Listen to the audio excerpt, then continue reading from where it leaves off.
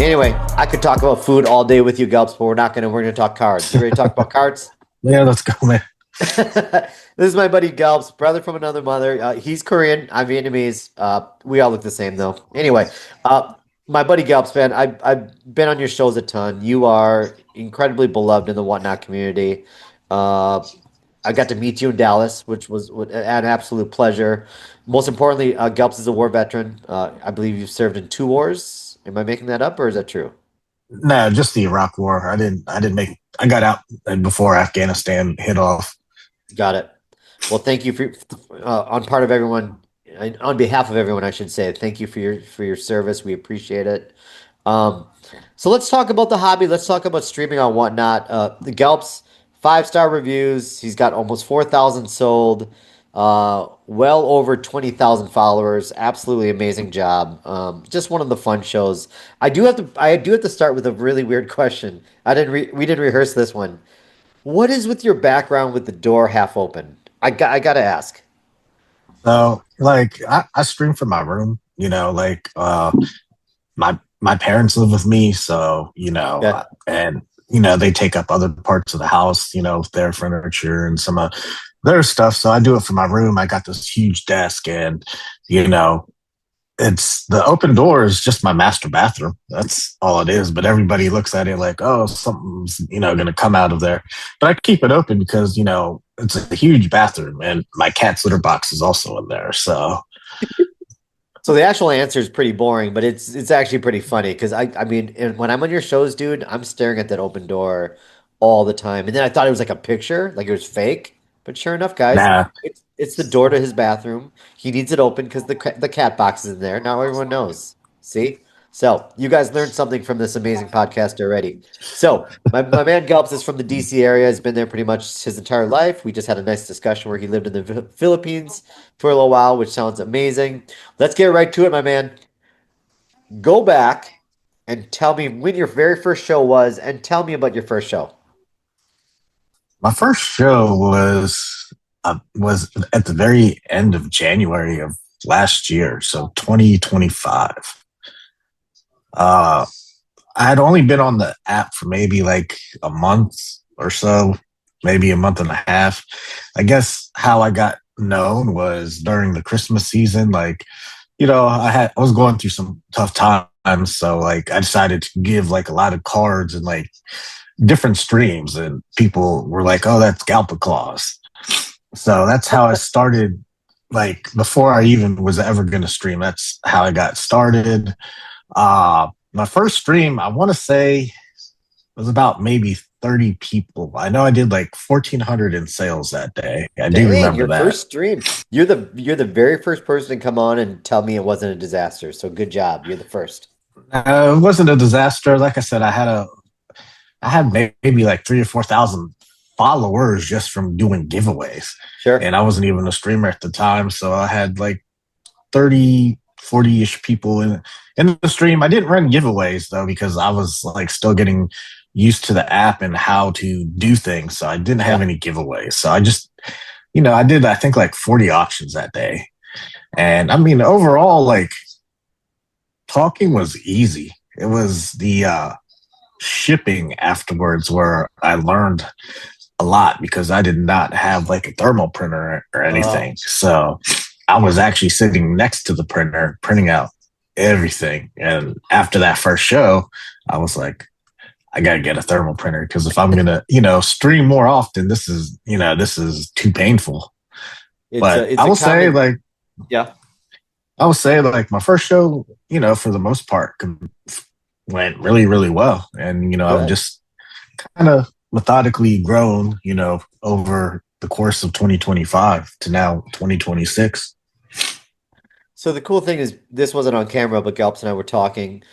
He was just like me, just like a lot of us, right? We just buy on whatnot. We never planned on streaming ever, right? At the time. And so if you look at I like the way he organically built his business. So when he actually did begin selling, he already had a pretty loyal following because he was giving cards away. He was a Gulps a clause. Did Yeah, I that's what butcher they that? called me. Okay. Actually, I want to double tap on that. Sorry about my voice. I got allergies. When you go into Gulp show, one of the things that you'll love is obviously it's a very chill show, which you love. You know, the street this whatnot's full of screamers. Galps isn't one of them, thank God. But he also has amazing givvies. And like I've spent hours a day on whatnot. I've seen my share of givvies, but there's one really great thing about if you go on the Galp show, not only is his level of cards amazing and he knows his cards very well, but he gives amazing givvies. So I wanted you to talk about that, Galps. Like what's your strategy behind that? How do you procure the givvies? How do you break even? Because you give away such amazing givvies. So like I would say you just gotta kind of search around. Like I'll go to card shows or my local card shop bargain bins, and I'll find these types of cards in there, or slabs. And like my whole philosophy behind it, like when I first started streaming and whatnot, you know, I met a lot of streamers. They would complain about Givvy goblets and stuff. And once I started doing giveaways, I'm all about the Givvy goblins because it helps with the whatnot algorithm. And I've tested the theory, like the better the giveaway, usually the more people Givvy wise will come into your room. And even if you have, let's just say, an average, you get 200 people because you're throwing up I don't know, some slab giveaway, that's people that would not have known what your show was before. That's possible. Even if it's just one person out of however many just jump in your show for that giveaway, that's one new Sure. customer that might come back. Yep. So for me, I feel like if you can source and find decent giveaways at decent prices, it enhances your chances of having a bigger show with a larger audience, which also feeds the whatnot algorithm because everything on whatnot is algorithm based. Yep. So, like my past 20,000K show, I gave away like a Josh Jacobs Razzle Dazzle. And, I hit almost 400 people in the room. Insane. Yeah, it's a the math doesn't lie. First of all, the algorithm factor is huge, but also I Scott and Neil and I always talk about this. When you let's say you had 10 people in your room, for every 10 people, there's probably two solid bidders for every 10 people in your room. So the more you fill your room, the more because not everybody bids, we all know that, right? But if you had a room of About a 30, yeah, quarter of your I think viewers. 20 to 25% is fair. So if you can raise the bar and get to 300 to 400 people, good Lord, you have a nice mix of bidders and you just have more people with different tastes, right? And so while you might put up a Raider and if you have 30 people in the room, they might be like, Raiders suck. But maybe you got Vic in there. You know what I mean? Just more people, the more eclectic their tastes are with teams, now you have a better shot of doing a good job selling that Raider. So yeah, it all makes sense. Thank you for sharing that. This is kind of in line, but you can tell that you fully appreciate and enjoy the streaming aspect. Kelps, what would you say would be your number one favorite thing you love about streaming on whatnot? Just interacting with everybody just interacting with everybody in the chat. It's fun. I enjoy, talking with everybody. We're all lovers of sports, and it's just fun to meet other people, likewise, people that are, about sports and, Yeah, about the hobby. And, it's just, I'm reaching a larger audience, by streaming. for sure. And, I really enjoy meeting new people all the time. I've made a lot of great friendships from whatnot, including yourself, Yep. just from talking with people on the app or going to different card shows like Dallas and meeting you. I met, Yeah. Comp Killers, I met True, Yeah. it's just a great community. And uh, I just really enjoy, mixing it up with new people and meeting new people from all different backgrounds because everybody comes from a different background of some sort. Yeah, and so it's the hobby's kind of therapeutic. I know that obviously you've been in wars. I'm sure that's not even to try to imagine what that's gone through, but I know like you've also been very open with how the hobby's helped you kind of deal with that. Can you talk a little about that? Yeah, so I guess it just I've always been a big sports fanatic, even as a little kid, but, you know, I got back into it and, I just happened to find whatnot on a whim, like scrolling through Facebook.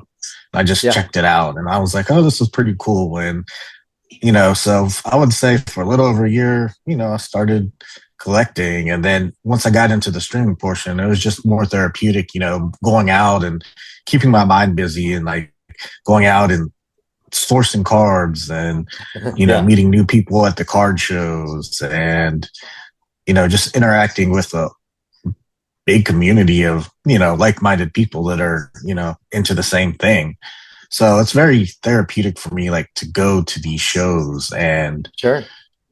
into sports card shops and improve my inventory and work on my craft, because there's, so many different things I can, do better in my shows. Yeah. You're always trying to improve and improve and improve, you always want to try to improve your inventory, and improve yourself as a, streamer. Yeah. A lot of people think you could get on and just sell cards just like that. Oh, It's not like that, yeah. It's a grind. No, thank you for sharing. Yeah, I have to say this because I see it every podcast, but streaming is hard, but it's worth it, right? And nobody understands until you're an actual streamer how much work is actually involved. And like, I would hate to actually, if we had a punch clock, I'd hate to see how many hours we actually work behind the scenes to get that 3 hour show. And but the beauty is all the work that we do beforehand, all the work that we do afterwards, nothing beats that moment where you hit go live and all of a sudden you see all your friends start flooding in, and now like there's that camaraderie and inside jokes and people giving each other crap and talking trash about sports, and like nothing beats that 2 to 3 hours while you're on the stream, and that's what keeps us Oh going yeah, back. 100%. Yeah, I absolutely. 100% enjoy that. If I could stream every day and have that inventory to constantly do it, I'd do it. But So here's what you got to do: it's you got to buy a million Drake May cards and stream in the mornings like Emps. That's how you got to do uh, it. I don't know how Emps does it. He gets up super early to do that. I know. So yeah, he's 2 hours behind me. He's 3 hours behind you. And so like he went live at 7:30 today, and I'm like, this brother got up at 5:30. He's a beast. We all know it. So M, shout out to you. Keep doing what you're doing. Um, we talked about your favorite thing about Whatnot. I want you to think about there's a lot of new streamers on Whatnot right now. Like every day, there's probably what 20 to 100 new sports card streamers. There's some people that might be in ruts. There might be veterans who are like, "Oh, I hit a wall." So like, what would be your number one piece of advice to, let's say, a new streamer? Galps. So my number one piece of advice to a new streamer, there's two things starting out. One, get to 1,000 sales as fast as possible so you can get your instant payout. That's, I would say, one of the most important things to do. And so you're not waiting however many days it takes for a package to get to somebody.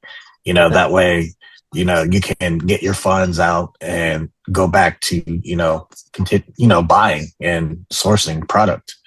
And the other thing is advertising yourself in your channel. There's no billboard. There's nothing nowhere on Whatnot where you can just put up an ad about yourself and say, hey, I'm a new streamer.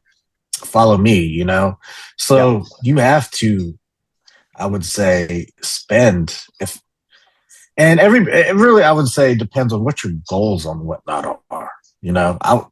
But starting out, you have to spend some time on the app and going into different rooms and making acquaintances with people and advertising yourself by doing giveaways or tipping or modding. whatever you have to do, or modding where whatever you have to do where your name is somewhat in the limelight, even if it's for like 5 minutes or something. Sure, yeah. But it take it takes some money to, as I say, it takes money to make money. And I would say the biggest thing for new streamers, if you want to grow, is in the beginning, you just have to be super active on the app, going into all these different rooms. Even, crisscrossing it into other streams that might not necessarily be sports streams, like shoes or food or clothing or something. Even just getting followers that way. You know what I'm saying? So if you're a new streamer, the biggest thing you need to do is be active on the app and make acquaintances with people that, once they know who you are and, they see you more often, are willing to take a chance to come into your room. Because I see so many people just sitting there with one, two, three people. And And expecting like I got great cards. How come no one's coming to my shows and buying? Like you got to put in the it's called equity, right? So you're spot on. You brought up something that no one's ever brought on before, Galps. Going into non-sports card streams to kind of create networks, if you will. When I first started on Whatnot, I didn't even know. I thought it was a sports card stream. That's it. I thought that's all Whatnot did. And then all of a sudden, handbags, jewelry, I mean, good Lord, I think they sell like fish. You can buy anything on Whatnot. So that's a really good point of just not focusing on sports cards. Go other areas where maybe you're interested in, like you said, shoes, right? And try to create some more followers that way. I like that a lot. Very we call it cross pollination. Just, you cross-pollination. know, go on to different streams that are outside the sports card realm and try to, do giveaways in those shows to generate followers, because maybe people that are buying shoes are also avid sports card collectors. Probably. Yeah, probably.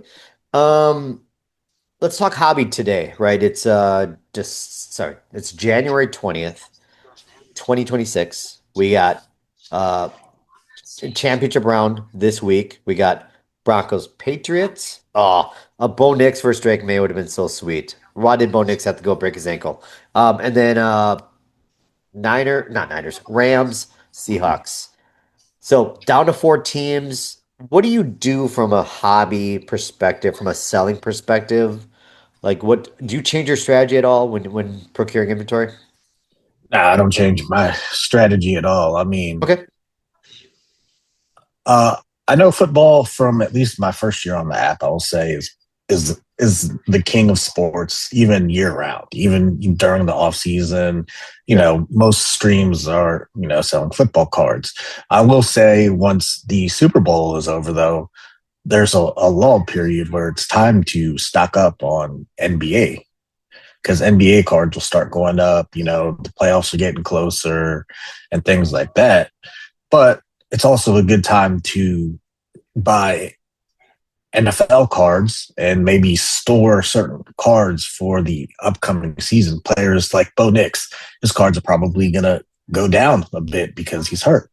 Yep. So during the off season or now, while his card market is down, this is a good time to, buy Bo Nix cards and hope, that he's healthy come the Sure. new, next season. And, you know, I don't know, once training camp and preseason starts, coming back online, like card values start going up, and hence, for the football season. So football always be king. I'll always buy football no matter what. But I believe once we start getting close to the Super Bowl, it's time to start buying more NBA. Yeah, and And that's something where I have a challenge with because I'm pretty much 99.9 football, and I believe you have all three sports represented in your streams, right? I do a little baseball if I can get some decent deals, but obviously, unless you're like Pino Sports, baseball doesn't do extremely well for me, even if it's like Sure. the case hits or stuff. It's just my room is, they're looking for football or basketball, but Yep. I'll mix in a little bit of baseball, and baseball season's coming around. Like look what happened to Otani cards. If you had Otani, Jeez. I know. they just went up exponentially after the World Series. Yeah, that's true. And then you've got the WNBA element. You've got the World Cup coming. So while there might be an off season for football, I think you're spot on with the baseball, the basket, because baseball's, I think, less than 60 days away from reporting Oh to yeah, camp. Yeah, and so it's then WNBA is another thing to huge. get. I mean, their cards are going up in value. Caitlin Clark, Angel Reese's, Cameron Brink, Page. Paige Yeah. Buchers. And Now's like the time to buy that type of card while it's low before WNBA season hits. I hate to give him a shout out, but Dynacards does a really good job of staying very eclectic with with the cards he sells. He could do a Oh yeah, Caitlyn, 100%. he'll do a Caitlyn Otani, Jordan, Bo Nix, and then a SpongeBob card all back to back to back, and he nails it. Good for him. Um, okay, it's 2026, Galps. What's your plan? What's your strategy this year? Come December of this year, you want to look back and be like, I accomplished this. So, what are some goals you have for this year? I would say my goal for the hobby is just to continue working on my craft and getting better and better at, you know, I would say sourcing. Like if you're in on Whatnot, and I know there's people that are doing this full time. If you're on Whatnot trying to make money, how you're making your money is what percentage, price that you're sourcing your cards at. Yep. Because, we do have to pay, what I think it averages out to like 12.9%, Yep. fee on everything you sell. So, if you sell $10,000 worth of, cards on your stream, Whatnot's taking like 1,300, you know. Yep. So in order to offset that is buying at really good percentages. And I know it's harder and harder these days with how razor thin margins are, but Yeah. you can do it. My goal is to, for the most part, is to buy 85% because you factor in 13%, that takes you down to 87. So even if my card that I sell hits comps and I buy it at 85%, I still have that little 2% cushion where I might make a little something on it. Right. So my overall goal, I would say this year, is to be able to source better and buy better. And I've been learning this as I've been going. How big like comping a card at a card show is, and buying multiple cards from a vendor and just talking with them just to Yeah. hopefully get a better price. Yeah, I don't go to enough shows, and there aren't that many here in Austin. It's kind of crazy. Nor do we have a lot of LCSs, but that's a whole nother issue. But like, yeah, you nailed it, and I need to do a podcast. It's just really just talking about buying at shows, procuring inventory the right way, because that is the only way you have longevity as a seller in any platform. Like, it doesn't matter if you have the best cards, if you're paying full price or even close to full price, you're gonna lose money and you're not gonna make it. Like, you have to be, and we've all made the mistake, right? When you're a beginning seller, you just buy all the hot cards and you don't worry about like how much you paid for them. Then you realize, wait a minute. And so when I'm bidding, when I'm on Whatnot, I'm bidding. I always remind myself, I need to make 25% more on this card when I sell it. Is it possible? If not, no. Or it's a weird pride thing. Like, bidding is not a sport. You can lose and be okay with it. Like, put the bid, set it at that level, and be okay with losing. Because that was a big mistake I had at first. Is like I got competitive and like, no, I want that card, and all of a sudden you overbid, and that becomes a habit, and then you end up selling that card for maybe exactly what you paid for. And guess what? You just lost 13%, plus the shipping supplies, plus your time. And so I could talk forever for that, as you can see, but I'll step down from that. So, I call that ego bidding when it's yes. I call it, and that's not a good thing when your ego gets in the way because you want to win a card. I mean, like I said, it really depends on what every streamer has a different goal, and I would say most streamers on Whatnot are there to make some type of money, not lose money. Yes. So Yeah. I mean, if I can break even, I'm pretty happy. But if I can make money, that's great too. But yeah, nice, buddy. Well, again, I appreciate it. This was a quick and painless. Appreciate your time, Galps. You are one of the OGs, and I look forward to seeing you hopefully this year. yeah, same man. I'll let you know if I make it out to Dallas. Please do, man. All right, take care. Bye, everyone. All right, take care.